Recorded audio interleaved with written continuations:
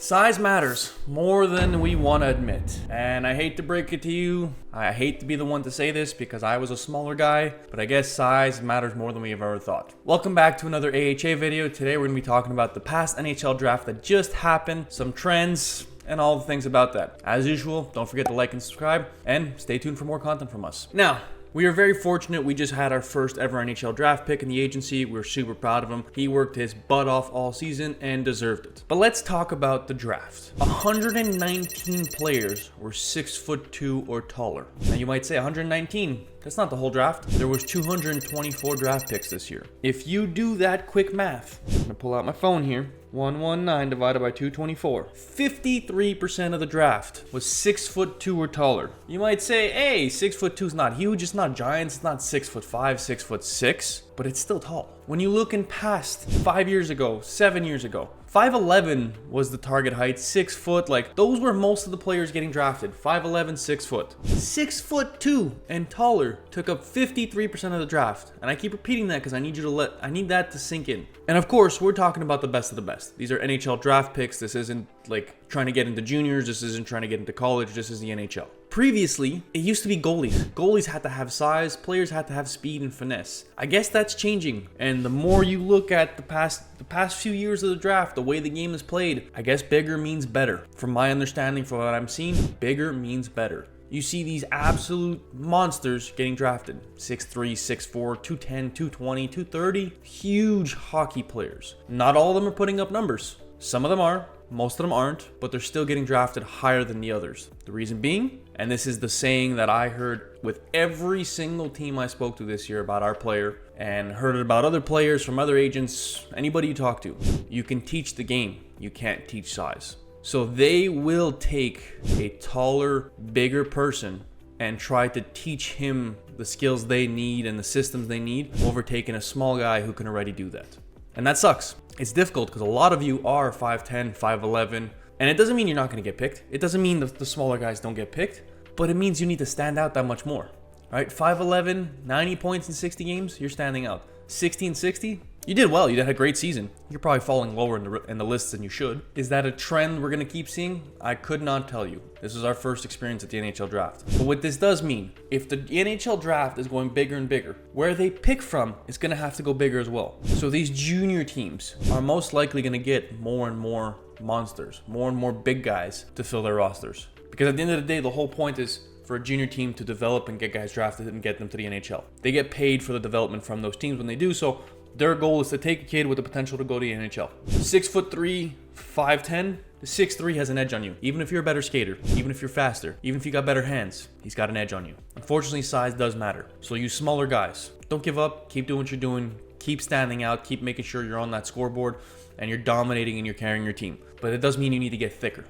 What I mean by that is get stronger, get in the gym. Your summers should be fully emphasized on the gym because first, you don't want to get tossed by these big guys when they do hit you, when they're battling you in the corner or when they're coming after you. But second, because you have an uphill battle more than just the game of hockey, but also because of your size. And I'm talking even 5'10", 5'11". For those smaller players that aren't dominant on the spreadsheet and are more of third, fourth liners, you guys would be the ones that are going to be the most affected because third, fourth liner, there's a ton of them. There is the truth, there is a ton of them. And if they have to pick between a 6'2", 6'3", and a 5'10" who can do that, they're gonna go with the bigger body every single time. So it's bad news, it is. And I hate to break that to you. It's something that, as we saw the trends going taller and taller, we didn't expect it to go that tall and that fast. But you need to keep in mind that the smaller guys, you're still great hockey players, you still have a chance of playing and making it as far as you can, but it's a bit different. You have to be a skilled guy, a score sheet guy. If you're a bottom 6 guy or bottom 3 defenseman,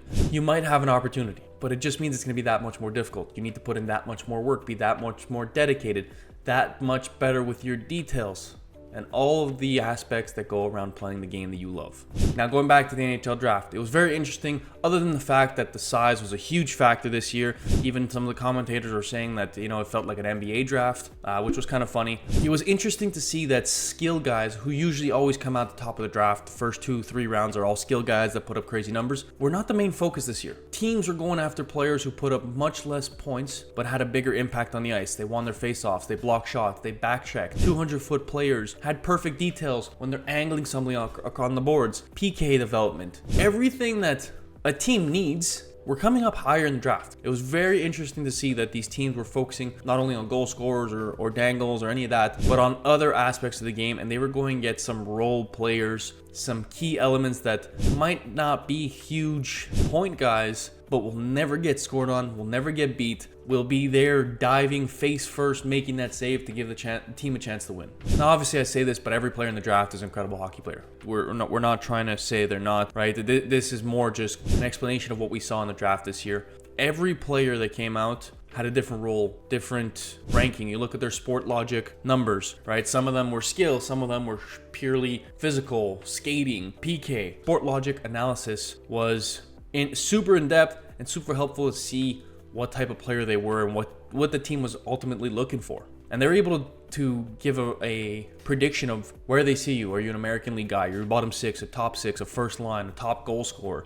They can predict that stuff based on how you did in junior. So that was pretty interesting to see. And for those who haven't seen that, you might as well take a look. On our end, it was pretty cool to see all the players that were drafted in our probability tool. When you plug their name in, you can kind of see their projection, their trajectory. And, you know, all of them did say in the NHL. And it showed past players or identical junior careers who got drafted as well. So it was pretty cool to see that those tools were pretty accurate. But ultimately, our biggest prize was that size matters.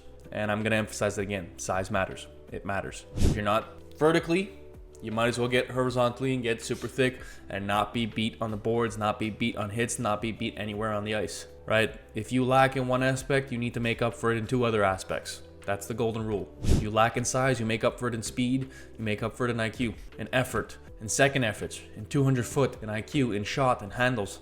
In any way you have to, you make up for it twofolds. And that'll give yourself the best chance playing at the next level. This was a bit of a different video. Just wanted to give you guys a recap on the NHL draft. Something to think about as you guys move through the youth rankings to 18s AAA, to juniors, and then to college. Thank you guys for watching. If you like this video, you might like this one or this one. We'll see you guys in the next one.